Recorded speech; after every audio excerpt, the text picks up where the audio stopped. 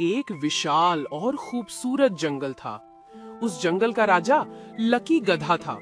Lucky राजा के पड़ोस में एक राज्य था और उस राज्य का राजा शेर सिंह था, जो अपने राज्य का विस्तार करने में लगा हुआ था। महामंत्री, क्या आपको ज्ञात है कि हमारे जंगल का विस्तार कितना हो चुका है और हमारे आसपास कौन कौन से बड़े राज्य हैं जो विस्तार में हमसे ज्यादा है? महाराज, इसके बारे में हमको संपूर्ण ज्ञान है। हमारे राज्य के एक विशेष चित्रकार हैं, उसने आसपास के सभी पड़ोसी राज्यों के नक्शे चित्र बनाकर उनकी रूपरेखाएं तैयार की हैं। उनको ज्ञात है कि कौन सा राज्य बड़ा है और कौन सा छोटा, और हमारा राज्य किन किन से बड़ा और छोटा है। ठीक है, तो महामंत्री उस चित्रकार को पेश करो। और थोड़ी देर के बाद वो चित्रकार वहां पर आया। महाराज की जय हो। महाराज, आपने मुझको याद किया। हाँ चित्रकार, तुम ये देखकर बताओ कि हमारे पड़ोसी राज्यों में हमसे बड़ा कौन कौन से राज्य है और हमारा राज्य किस किस से छोटा है। शीघ्र बताओ।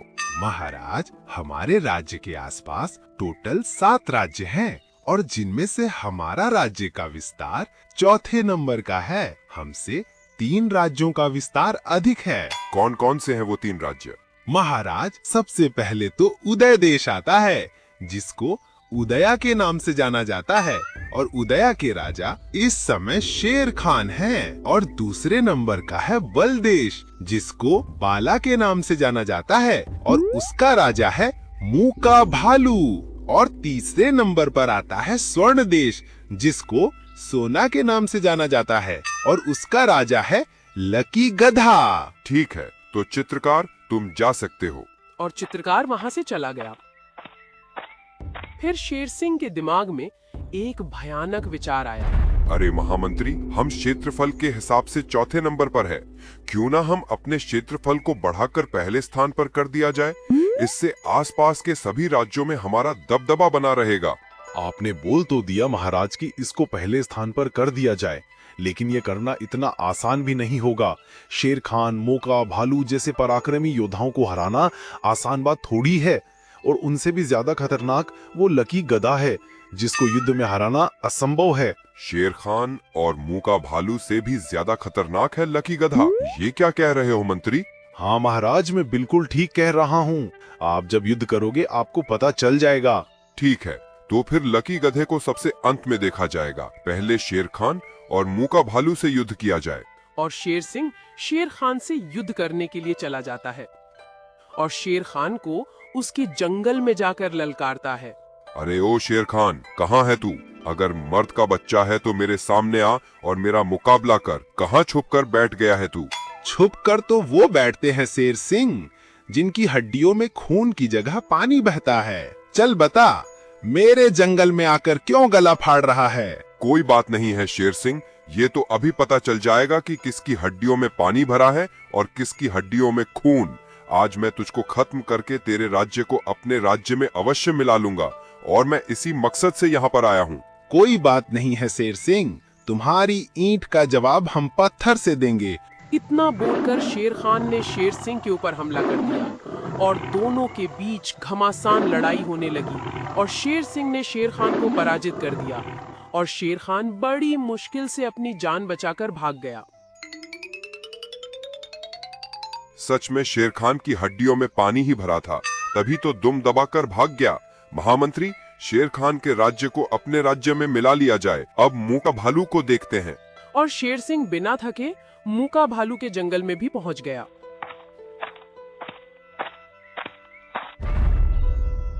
शेर सिंह, हमको तुम्हारे यहाँ पर आने की पहले ही सूचना मिल चुकी है, इसलिए तुम्हारा स्वागत करने के लिए हम यहाँ पर स्वयं आ गए हैं। अगर अपनी जान की सलामती चाहते हो तो जिस तरह से आए हो सीधे उसी तरह से चले जाओ। मूका, यहाँ पर मैं जाने के लिए नहीं आया हूँ, बल्कि तुझको पराजित करके तेरे राज्य को हड़पने के लिए आया हूँ। तैयार हो जाओ युद्ध के लिए। और इतना बोलकर शेर सिंह ने मूका के ऊपर हमला कर दिया और दोनों के बीच भयानक लड़ाई होने लगी और शेर सिंह ने मूका को बुरी तरह से मौत के घाट उतार दिया। महामंत्री, मूका के राज्य को भी अपने राज्य में मिला लो और अब थोड़ा आराम करने के बाद हम लकी गधे पर हमला करेंगे। इन 2 लड़ाइयों में हम काफी थक गए हैं। और जैसे ही इस बात की सूचना मल्लिका गुप्तचर ने लकी गधे को दी। महाराज की जय हो। महाराज, हमारे जंगल पर संकट मंडरा रहा है। हम जानते हैं मल्लिका गुप्तचर की शेर सिंह ने शेर खान और मूका भालू को पराजित करके उनके राज्य को अपने राज्य में मिला लिया है और वो क्षेत्रफल की दृष्टि से अपने राज्य का विस्तार करना चाहता है। अब वो क्षेत्रफल की दृष्टि में दूसरे नंबर पर है और हम प्रथम स्थान पर हैं। वो हमको भी पराजित करके हमारे राज्य को अपने राज्य में मिलाना चाहता है। यही सूचना लेकर आई हो ना तुम? हाँ महाराज, मैं यही खबर लेकर आई थी। लेकिन सच में महाराज, आप तो एक राजा होने के साथ साथ दूरदर्शी भी हो, जो पल पल की खबर रखते हो अपने पड़ोसी राज्यों की और उनमें हो रही सभी घटनाओं की। आप सच में एक महान राजा हो।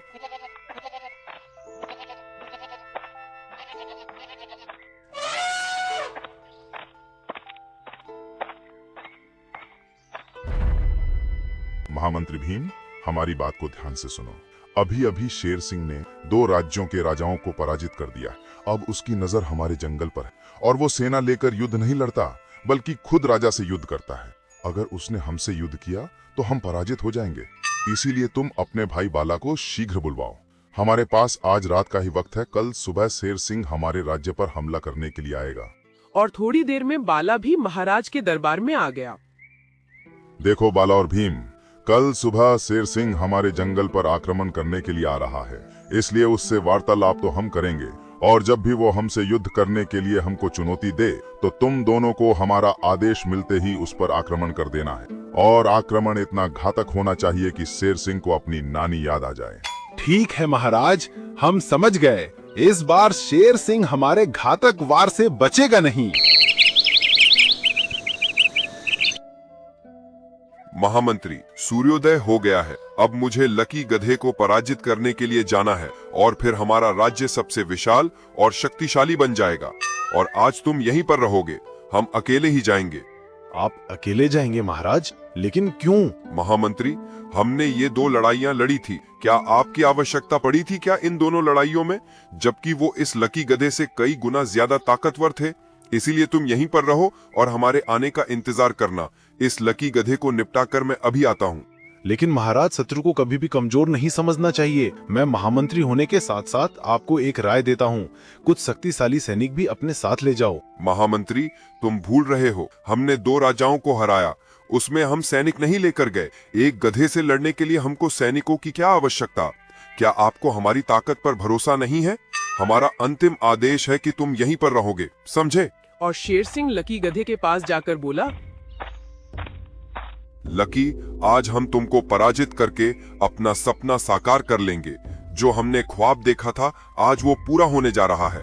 शेर सिंह, ख्वाब ख्वाब ही रहता है, इसलिए ज्यादा ख्वाब मत देखा करो। मैं तुमसे यही कहना चाहता हूँ, जिस तरह से तुम इस जंगल में आए हो उसी तरह से चले जाओ। कहीं ऐसा ना हो अपने कदमों पर जाने के लायक ही ना बचो। लगता है लकी, मुंह से बोलने की ज्यादा आदत है तुम्हारी। भुजाओं में भी कुछ दम हो तो जरा हमको भी दिखा दो। क्यों नहीं शेर सिंह, तुम्हारा हर सपना पूरा किया जाएगा। आखिर तुम हमारे अतिथि जो हो। महामंत्री बाला और भीम, जरा शेर सिंह को भुजाओं का पराक्रम तो दिखाना।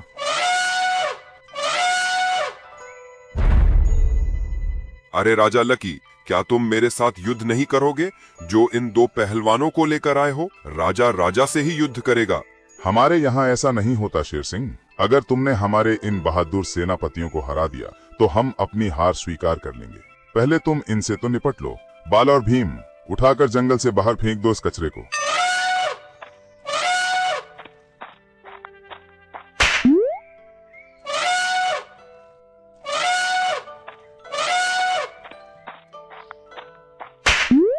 भीम और बाला ने शेर सिंह को लातों से अच्छा सबक सिखा दिया और शेर सिंह अपनी जान बचाकर वहां से भाग गया।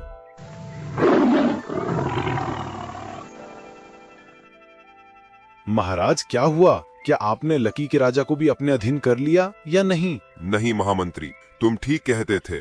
लकी को हराना बहुत मुश्किल है। उसने खुद मुझसे युद्ध नहीं किया, बल्कि अपने महामंत्री बाला और भीम जैसे ताकतवर हाथियों को मुझसे युद्ध के लिए मैदान में उतार दिया और उन्होंने मेरी सारी अकड़ निकाल दी। अगर मैं जान बचाकर नहीं भागता तो वो मुझको जान से मार डालते। मैंने आपको पहले ही बोला था, उस लक्की को हराना नामुमकिन है और आपने मेरी एक नहीं सुनी। अब तो महाराज आपका सपना अधूरा रह जाएगा।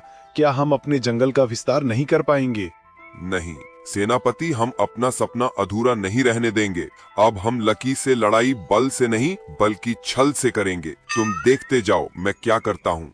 महाराज, अब तो वो भगोड़ा शेर सिंह हमारे जंगल की तरफ आंख उठाकर भी नहीं देखेगा। ऐसी बात नहीं है महामंत्री, तुम अभी शेर सिंह को अच्छे से नहीं जानते हो। वो बहुत ही शातिर राजा है, वो इतनी जल्दी हार मानने वाला नहीं है। इस बार तो वो बल से हार गया, हो सकता है वो कल को छल करने पर उतर आए, इसलिए हमको सतर्क रहना होगा। महामंत्री, हमारे पास एक प्लान है। क्या प्लान है आपका? जरा हमें भी बताओ। क्या उस प्लान से हम लकी गधे को परास्त कर पाएंगे? महामंत्री, हाँ, हमारा ये उपाय अवश्य काम करेगा। अब मैं तुमको उपाय बताता हूँ, ध्यान से सुनना। और फिर राजा शेर सिंह ने अपने महामंत्री को अपना प्लान बता दिया और फिर शेर सिंह लकी के जंगल में जाकर एक मेमने को अपना शिकार बना लेता है और उसकी हड्डियों को ले जाकर लकी के घर के सामने डाल देता है और वहां से चला जाता है। अरे महामंत्री, हमारे घर के सामने किसने इन हड्डियों को डाला है? लगता है रात को ही इसका शिकार किया है। कौन हो सकता है जो जंगल के जानवरों का शिकार कर रहा है और हड्डियों को हमारे दरवाजे पर डाल देता है? पता नहीं महाराज, कौन है? हम इसका शीघ्र पता लगा लेंगे। तभी वहां पर उस मेमने की माँ भी आ जाती है। महाराज, मेरा बेटा कल शाम से नहीं मिल रहा है, पता नहीं कहाँ है। महाराज, ये कंकाल तो मेरे बेटे का लग रहा है, ये यहाँ पर कैसे आया? और ऐसे लग रहा है कि इसका रात को ही शिकार किया है। जरूर ये मेरे बेटे का ही होगा। पर महाराज, कौन हो सकता है जो मेरे बेटे को अपना भोजन बना सकता है? आपके राज में तो सब ठीक ठाक था, अचानक ये क्या हो गया? और बकरी दुखी मन से लौट रही होती है। तभी उसको शेर सिंह का महामंत्री मिल जाता है जो उस जंगल में आया हुआ था। अरे बकरी, तुम दुखी होकर कहाँ जा रही हो? क्या हुआ तुमको? सब ठीक तो है ना? कुछ भी ठीक नहीं है, मेरे बेटे को किसी ने मार दिया है रात को। अच्छा, रात को तुम्हारे बेटे को किसी ने मार दिया है। क्या तुमने उसकी हड्डियों को ढूंढने की कोशिश की? मिली या नहीं? हाँ मिला, हमारे जंगल के महाराज के घर के सामने पड़ी थी। पता नहीं किसने मार दिया। अरे तुम ऐसी बातें करती हो, किसने मार दिया? क्या जहाँ पर हड्डियाँ मिली है वहीं पर किसी ने मारा होगा? अगर तुम्हारे राजा के पास ये हड्डियाँ मिली है तो तुम्हारा राजा ने ही उनका शिकार किया होगा और उसका मांस खा गया होगा, हड्डियों को वहीं पर फेंक दिया होगा। पर हमारे महाराज तो शाकाहारी हैं, वो तो मांस नहीं खाते। अरे वक्त बदलते देर नहीं लगती बकरी बहन। कब शाकाहारी मांसाहारी बन जाए और कब मांसाहारी शाकाहारी बन जाए, किसी का क्या भरोसा। हड्डियां वहां से मिली है तो तुम्हारा राजा ने ही उनका शिकार किया होगा।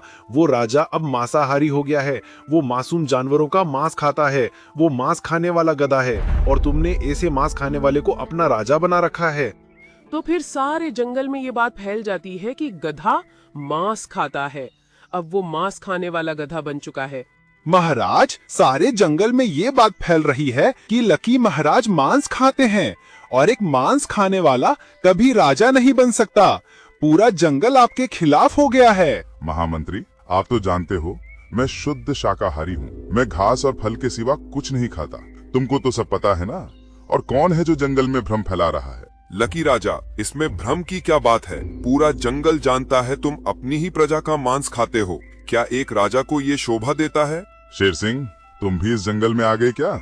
हमारे महामंत्री की मार को भूल गए जो दोबारा मौत के मुंह में आ गए हो। इस बार मौत के मुंह में मैं नहीं हूँ लकी, तुम हो। पूरा जंगल जानता है तुम मांसाहारी हो, तुम मांस खाने वाले गधे हो। क्या ऐसे मांस खाने वाले राजा को राजा बना रहना चाहिए? इसको तो गद्दी को छोड़ देना चाहिए। हाँ शेर सिंह, तुम ठीक कह रहे हो। ऐसे राजा को तो राजगद्दी को छोड़ देना चाहिए। मेरे बेटे की हड्डियां भी लकी के महाराज के दरवाजे के सामने पड़ी थी। मेरे बेटे को भी लकी नहीं खाया है। अब किस किस का मुंह बंद करोगे लकी?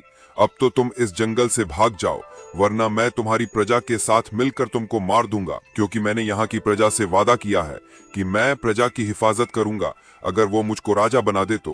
शेर सिंह, तुमको राजा नहीं, तुमको तो किसी सर्कस में होना चाहिए था।